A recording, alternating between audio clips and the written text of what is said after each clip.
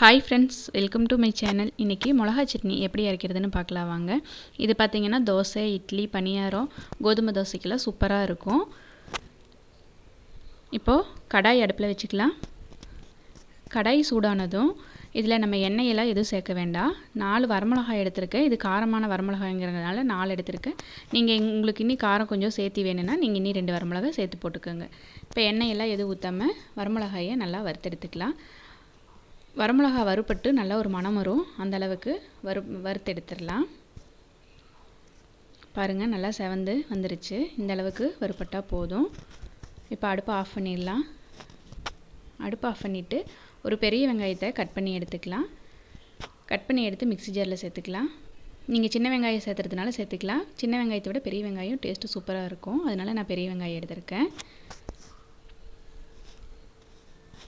ஒரு வெங்காயம், ஒரு தக்காளி கட் பண்ணி சேர்த்துக்கலாம். பெரிய தக்காளியை 1 எடுத்துக்கோங்க.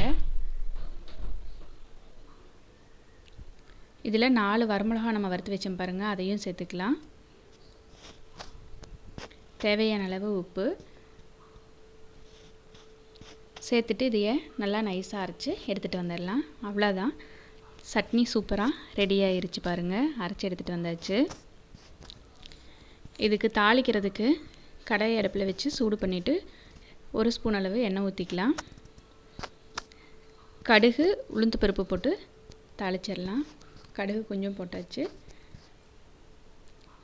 உளுந்து பருப்பு, 1 கொத்தளவு கருவேப்பிலை. அவ்வளோதாங்க, தாளிப்பும் ரெடி ஆயிருச்சு.